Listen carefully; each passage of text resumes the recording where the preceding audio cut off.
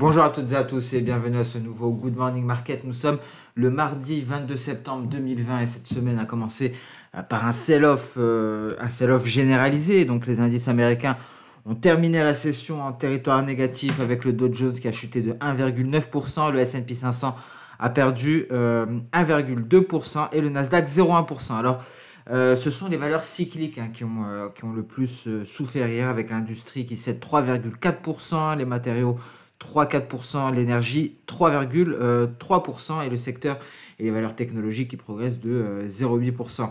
Alors le secteur, les valeurs bancaires ont été quant à elles frappées de plein fouet par un rapport qui les accuse donc d'avoir blanchi quelques 2000 milliards de dollars en 20 ans, et des grandes banques mondiales sont concernées, comme par exemple JP Morgan. Alors les marchés asiatiques sont également en mode risk-off, en mode aversion au risque, avec le Kospi coréen qui a chuté de 1,96%, le Hang Seng de 0,38%. En Australie, le S&P ASX 200 a chuté de 0,65%. Le Nikkei, quant à lui, est toujours fermé. C'est un jour férié encore une fois aujourd'hui au Japon. Donc on abordera le Nikkei, la situation technique du Nikkei à partir de demain. Aujourd'hui sur le marché des changes, on va aborder le GBP-Yen comme demandé en commentaire, et donc c'est une paire que l'on va intégrer à nos points quotidiens. Alors à noter que la RBA envisage diverses options pour soutenir l'économie, notamment l'intervention sur le marché des changes, l'achat d'obligations avec des échéances supérieures à 3 ans, et une troisième option consiste à abaisser légèrement la structure de taux actuelle sans entrer en territoire négatif. Et la quatrième et dernière option, quant à elle, et tout simplement, ce sera donc les taux d'intérêt négatifs. Alors, à noter qu'il est peu probable que Pékin approuve l'accord de ByteDance avec Oracle, en partie parce que 4 des 5 sièges du conseil d'administration de TikTok doivent être occupés par des Américains, et un seul siège sera donc réservé à un ressortissant chinois. Et donc à noter également que, et ça fait partie justement de la cause de ce retour à l'aversion au risque. On va parler des différentes causes. Nous avons bien entendu la reprise du coronavirus et les perspectives de confinement en Europe, notamment au Royaume-Uni. Le Royaume-Uni qui a appliqué de nouvelles restrictions. On va en parler également parce qu'on va parler du GBP-Yen.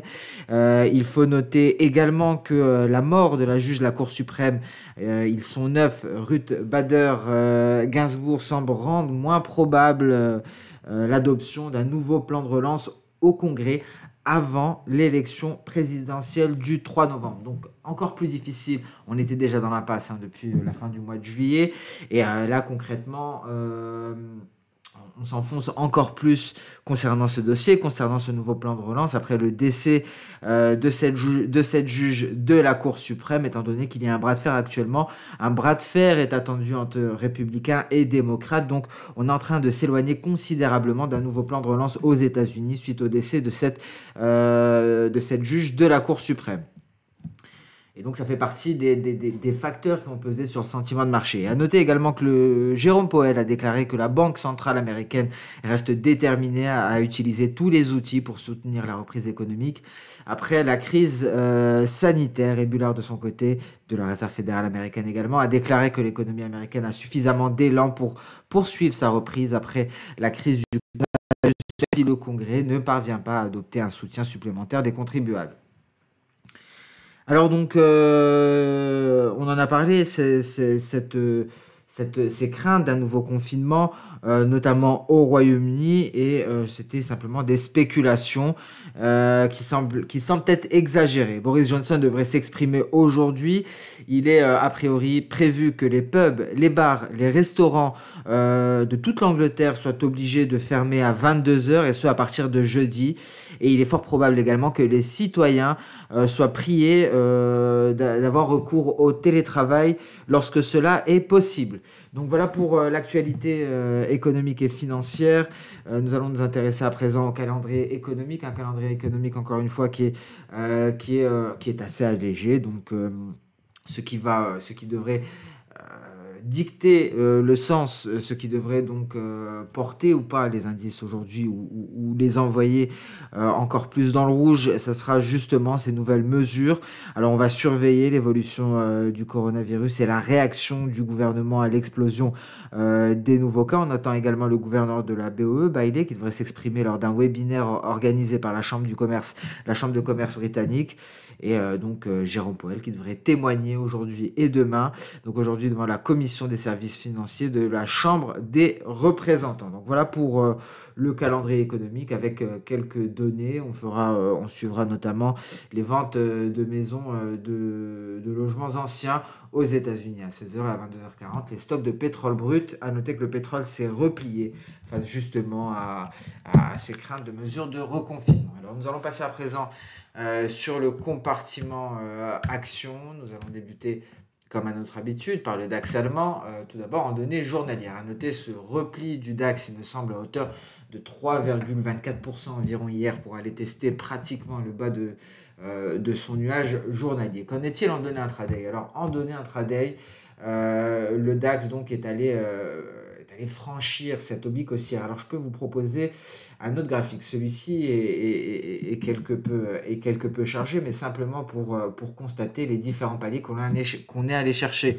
Dans un premier temps, la cible correspondait donc au plus bas du mois de septembre. Nous sommes allés ensuite aller chercher le creux du 21 août et c'est bien le creux du 7 août qui est venu renvoyer le DAX en territoire positif en direction du précédent creux ici à 12 637. Alors nous allons nous intéresser au DAX en données H4. Ce qu'il est important de noter ici, c'est qu'effectivement nous avons eu un franchissement de la borne inférieure de ce biseau ascendant. Donc le DAX évolué dans l'enceinte d'un biseau ascendant depuis le 15 juin 2020. Il en est sorti par le bas. Il nous donne ainsi un fort signal baissier suite au franchissement de cette borne inférieure. Mais celui-ci atterrit en plein milieu de son nuage Ichimoku en journalier. Alors ici en jaune, c'est le nuage Ichimoku en journalier que j'ai projeté sur ce graphique H4. Donc j'ai choisi l'intervalle D1. Et donc visiblement à la sortie de ce biseau ascendant pour le DAX, on atterrit dans notre nuage journalier et donc il faudra attendre une sortie de ce dernier par le bas pour venir confirmer le signal baissier qui nous a été donné par le franchissement de la borne inférieure de ce biseau ascendant. Alors quel niveau il faudra donc surveiller? Ce sont les 12 445. Alors en cas de passage en dessous de ce niveau-là, on pourrait poursuivre pour aller chercher le plus bas de la fin du mois de juillet, très exactement à 12 200 points. Donc voilà pour les perspectives, mais pour l'heure, on peut s'attendre à un éventuel pullback sur la borne inférieure de ce biseau ascendant ou au minimum un retour vers la borne supérieure de notre nuage journalier et donc les 12 780 points, ce qui pourrait constituer un bon point de vente. Ainsi, on anticipe une poursuite du repli. Donc, un éventuel pullback qui pourrait être une belle opportunité pour aller chercher le bas de nuage. Et sinon, pour les plus frileux, le mieux sera d'attendre un franchissement du nuage par le bas pour aller chercher les 12 200 points ou un passage au-dessus, à nouveau, une réintégration du biseau pour aller chercher la Tenkan à 12 910, voire la Kijun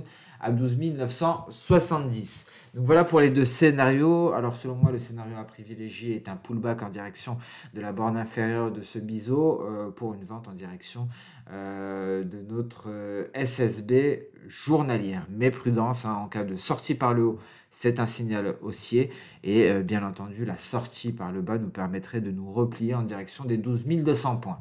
Donc voilà pour le DAX, le CAC 40 également est venu donc se stabiliser aux alentours des 4800 points. Alors à l'image du DAX, nous nous sommes repliés pour aller chercher les récents creux. Tout d'abord le récent creux du 1er septembre à 4887. Ensuite le creux du 21 août à 4832. On se stabilise actuellement ici au niveau de début août. Aux alentours du seuil psychologique des 4800 points. Donc un CAC 40 qui devrait également effectuer sa tentative de rebond. Donc ici, on peut également faire la même chose. On peut ajouter un Ichimoku journalier. On va retirer le Ichimoku H4, donc le Ichimoku par défaut. Et nous allons ajouter un Ichimoku journalier, ce qui nous permet d'avoir une vision d'ensemble de la situation technique sur le CAC 40. Alors, très intéressant ici de noter qu'en données journalières, nous avons franchi le nuage par ce twist. Et, donc concrètement, Cela vient confirmer le signal baissier. Alors, je tiens à préciser que si l'on est en H4, on ne pourra faire des projections que sur les unités de temps supérieures, c'est-à-dire journalier, hebdomadaire et mensuel. Si on est en H1, par exemple, on aura la possibilité d'ajouter une projection H4 également. Donc, concrètement, on ne peut ajouter des projections que pour les unités de temps supérieures. Ici, par exemple, je vais ajouter la projection hebdo, ou on peut ajouter la projection mensuelle. Alors, très pratique pour éviter la multiplication de graphiques. Ça permet d'avoir plusieurs éléments sur un seul et même graphique. Ici, par exemple, il me semble que ça correspond à la Kijun. On notera qu'hier, nous avons franchi la Kijun journalière. Ça pourrait être un très bon point pour le pullback, pour le CAC 40. Donc un très bon point de vente si on envisage une poursuite du repli. Ça nous donne même deux nouveaux niveaux. Donc ce point de vente à 4870 et ce point qui pourrait être un objectif à 4700. C'est notre bas de nuage ici, un nuage mensuel que nous avons ajouté sur un graphique H4. Donc voilà pour ces petites précisions. On s'intéresse à présent à Wall Street. On va débuter par le Nasdaq avec les valeurs technologiques qui ont réussi à sortir leur épingle du jeu et donc des perspectives qui sont haussières ici pour le Nasdaq. Le Nasdaq qui est venu se replacer au-dessus de ce que l'on qualifiait précédemment de la ligne de coup d'une ETE inversée, souvenez-vous.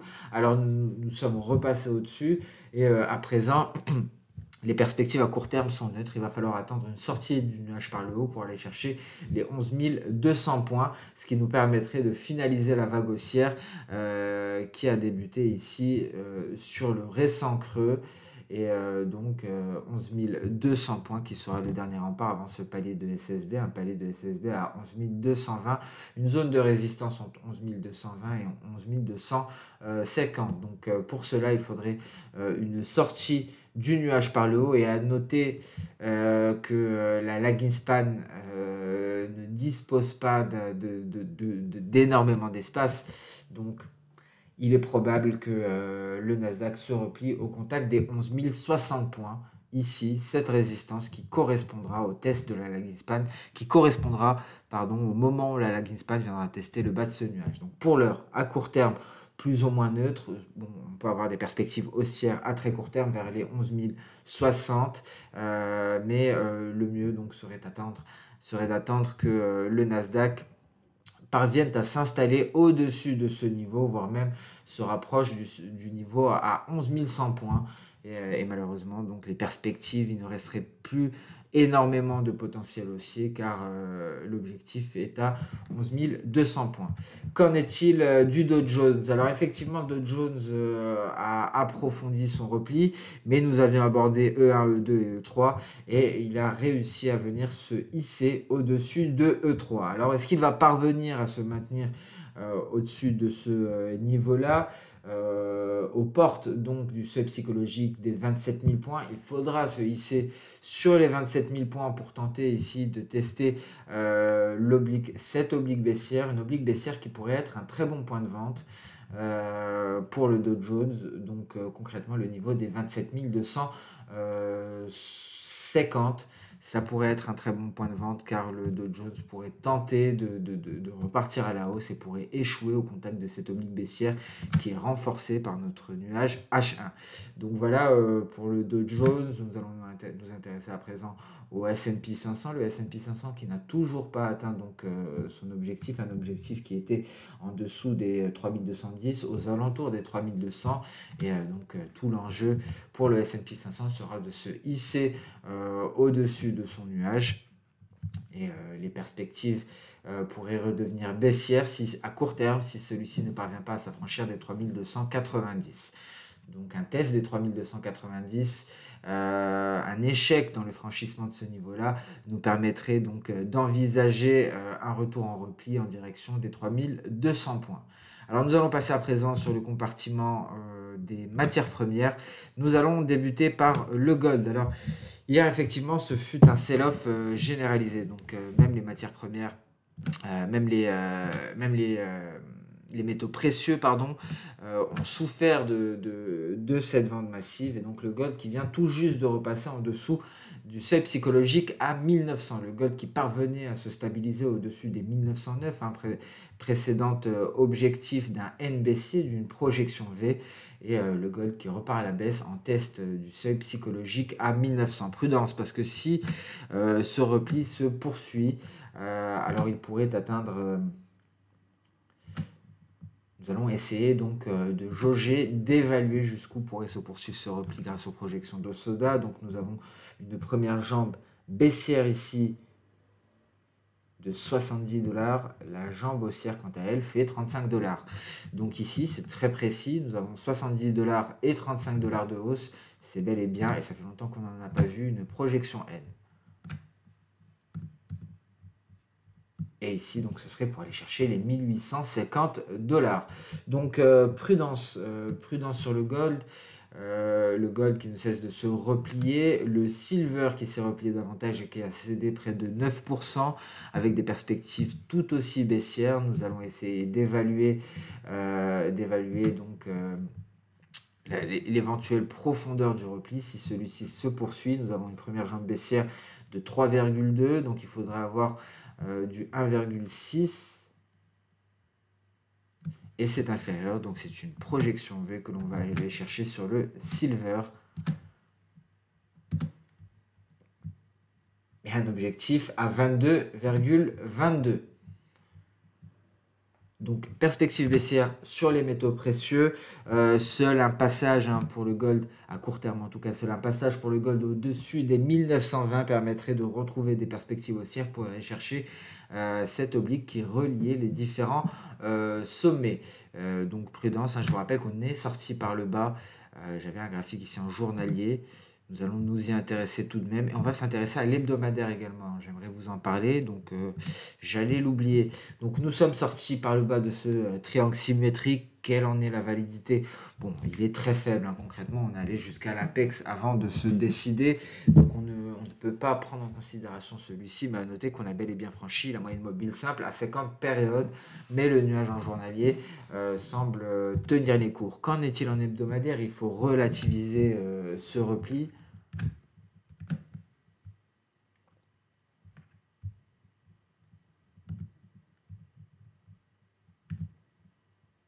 Nous allons retrouver ce graphique ici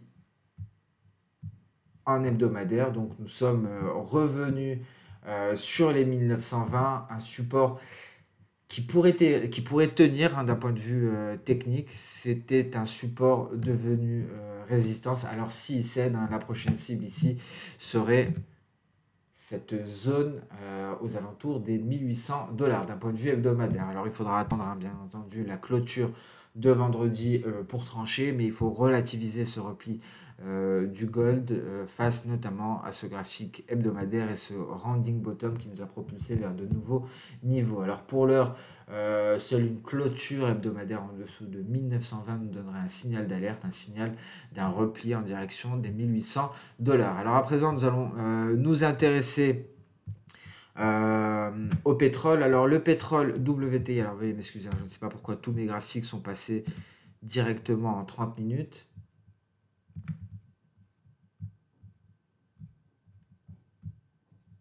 Alors le pétrole WTI qui ne cesse de se replier, qui est allé chercher le bas de son nuage journalier hier très exactement.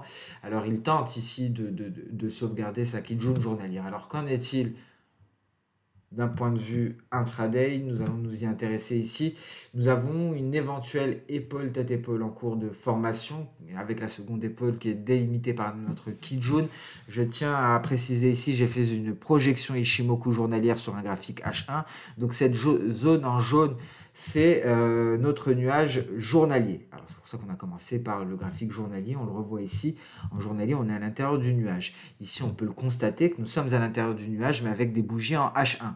Alors, ici, c'est notre Kijun journalière et ici, c'est notre Tenkan journalière. Le reste correspond à nos éléments Ishimoku en données H1.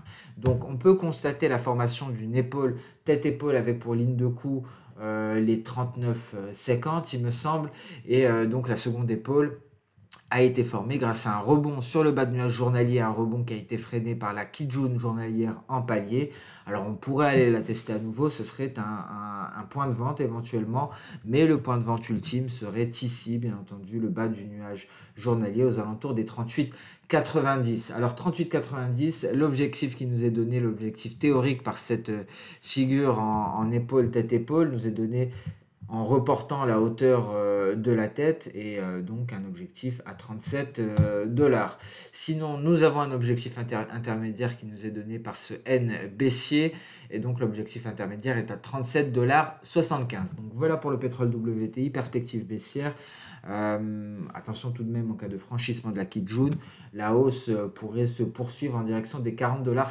Mais la Kijun journalière pourrait freiner cette hausse et donc entraîner le pétrole WTI en territoire négatif en direction ici de son bas de nuage. Attention tout de même car on a franchi cette oblique baissière qui relie les différents creux et donc le dernier garde-fou sera donc cette Kijun en palier et le seuil psychologique à 40 dollars en cas de franchissement de celui-ci, ce serait pour aller chercher les 40,60. 40,55 très exactement, donc le bas de notre nuage H1, un nuage H1 qui est compris dans notre nuage journalier. Donc voilà pour ce point complet sur le pétrole WTI. On passe à présent sur le café. Le café qui est également en 30 minutes. Tous mes graphiques se sont transférés en 30 minutes. Très important de constater que le repli s'est poursuivi et très exactement pour un test donc du bas de nuage. Alors effectivement, le café a très souvent été très précis dans ce genre de test. Pour ceux qui suivent cet actif, j'ai très souvent été étonné par la précision des tests et ici le bas de nuage a été testé avec une précision déconcertante. On est reparti à la hausse par la suite. Un élément important qu'il faudra franchir, c'est cette moyenne mobile exponentielle à 77 périodes. Encore une fois, nous avions été étonnés de ce test précis le 15 septembre de justement cette moyenne mobile. Le café nous fait la même cette fois-ci sur sa SSB. Alors, est-ce qu'on va repartir à la hausse? Les perspectives sont haussières d'un point de vue fondamental, mais le biais vert vient quelque peu obscurcir ces perspectives-là. Donc prudence tout de même sur le café. Il est préférable d'attendre une sortie par le haut de notre nuage journalier. Une sortie par le haut qui nous signalerait des perspectives haussières qui seraient renforcées également par un franchissement de notre moyenne mobile exponentielle à 77 période. Alors cette moyenne mobile là est très souvent respectée par le café et nous fournit des signaux qui sont très souvent pertinents. Donc voilà pour le café, nous allons nous intéresser à présent au marché d'échange et on va débuter par le biais vert qui vient confirmer sa force et qui s'affranchit ici de cette projection V. Alors est-ce qu'il va y arriver? Il fait face actuellement à une zone de résistance. Cette zone de résistance c'était tout simplement les récents sommets, une zone qui avait été testée le 3 août et le 12 août. On s'en est éloigné par la suite. C'est le niveau qu'il vient tester actuellement et s'il parvient à s'en affranchir, il pourrait poursuivre à la hausse en direction des 94,50. Alors cela fait plonger l'euro-dollar qui plonge littéralement avec des perspectives qui continuent d'être baissières, un euro-dollar qui pourrait approfondir le repli en direction du seuil psychologique à 1,17. Prudence face à cette vigueur du biais vert et à noter que aux yeux des projections, en utilisant les projections de Soda, effectivement, c'est un repli qui devrait s'approfondir considérablement. Nous allons ici sélectionner V. Et l'objectif est confirmer le seuil psychologique des 1,17. Bien entendu, tout cela sera conditionné à l'évolution du biais vert. Alors nous allons nous intéresser à présent à l'USDN, pas l'USDN, pardon, au GBPN. On s'était intéressé d'ailleurs à l'USDN très rapidement lors d'une analyse matinale et l'objectif est très bientôt atteint, il me semble. Alors nous avions un objectif, je vais retrouver le graphique. On va d'abord s'intéresser au GBP-Yen. Effectivement, comme il a été souligné en commentaire de Good Morning Market, les fondamentaux sont très intéressants concernant le GBP-Yen, que ce soit d'un côté concernant la livre sterling, hein, par rapport bien entendu à l'incertitude concernant le Brexit, mais également les spéculations récentes concernant la BOE qui pourrait donc introduire des taux négatifs. Donc tout cela a fait pression sur la livre sterling. Donc il y a autre chose, c'est également le nombre croissant de nouveaux cas au coronavirus en Europe notamment, et ce qui a forcé beaucoup de pays à remettre au goût du jour, si je puis dire, de nouvelles restrictions, notamment le Royaume-Uni. C'est ce qu'on attend aujourd'hui. Le Royaume-Uni qui devrait annoncer que les pubs, les bars et autres lieux devraient fermer à partir de 22 h à partir de jeudi. Et il faut noter que si la situation sanitaire ne s'améliore pas, on pourra prendre un nouveau confinement national. Donc voilà concernant le GBP. Concernant le yen, alors je pense que tout le monde le sait, à présent, on assiste à une réelle aversion au risque. Le yen est une valeur refuge, c'est une monnaie refuge. Donc il y a un réel attrait pour le yen japonais actuellement, et donc c'est ce qu'on appelle des safe haven. Et à noter également que d'un point de vue technique, la situation est très intéressante. On va commencer par Ichimoku. Donc une vision orientale, on va passer à la vision occidentale par la suite. La vision occidentale, on va aborder donc l'oblique haussière et les moyennes mobiles à 50 et 200 périodes. Alors d'un point de vue Ishimoku, nous avons eu un premier signal d'alerte qui nous avait été donné lorsque nous avons franchi la Kijun. Ce signal d'alerte nous alertait, nous disait attention, on va peut-être aller tester notre nuage. Signal d'alerte donné le 7 septembre. Il n'a pas fallu longtemps pour aller tester le nuage. Le 9 septembre, nous étions déjà en appui dessus et on était en train d'en sortir le 17 septembre. Et là, ça a été un réel signal de vente qui a été donné, tout d'abord pour aller chercher ce palier de SSB que l'on retrouve ici. C'était un réel niveau, hein. Si on revient par le passé, ce palier de SSB, on va le mettre en évidence.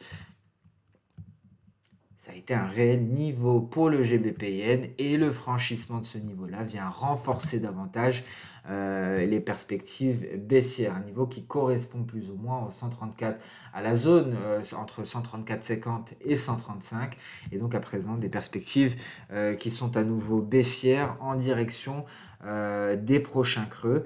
Mais bon, avant de parler des objectifs, on va parler du côté également occidentale avec le franchissement de cette oblique haussière, une oblique haussière qui reliait les différents creux, et donc un franchissement de cette oblique qui vient nous confirmer les perspectives largement baissières malgré une intégration dans le nuage.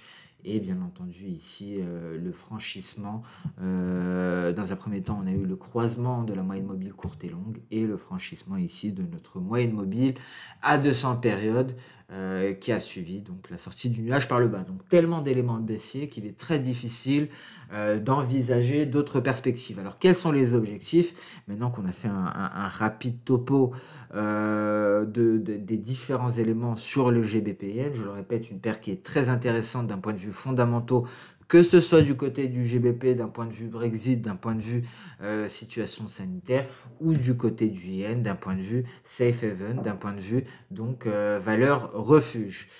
Donc les prochains niveaux à aller chercher sont tout simplement les récents creux.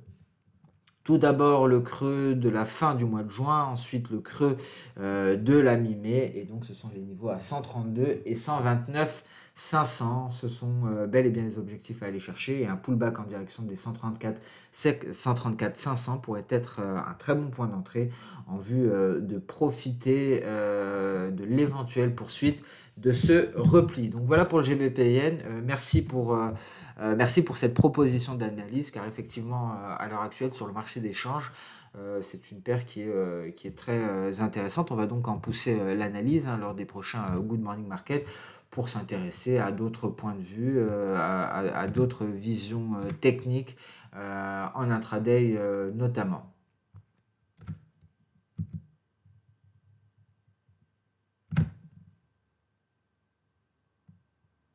Alors ce Good Morning Market touche à sa fin. Je vous remercie de l'avoir suivi avec attention. Alors des marchés qui semblent être tétanisés par le risque, hein. Les risques ne cessent de se multiplier. Il faut les garder à l'esprit. Il faut savoir que nous avons tout d'abord ce risque sanitaire. Un risque sanitaire qui pèse énormément, notamment en Europe. Ensuite, il faut savoir que nous sommes à 6 semaines des élections présidentielles. Et ça sera vraiment les élections présidentielles du siècle. Et ce n'est pas une façon de parler. Ce sont très certainement les plus importantes depuis plus de 70 ans. Donc, et nous sommes à 6 semaines de ces élections. En plus de cela, nous avons eu le décès donc, de cette juge à la Cour suprême qui vient de nous éloigner d'un éventuel nouveau plan de relance.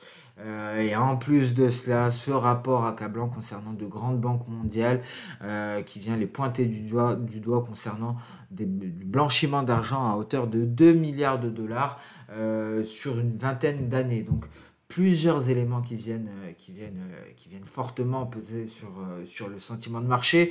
Une tentative de rebond est envisageable, hein, notamment après des replis aussi conséquents, 3,24% pour le DAX, 3,75 environ pour le CAC 40. Mais prudence. La prudence est de mise.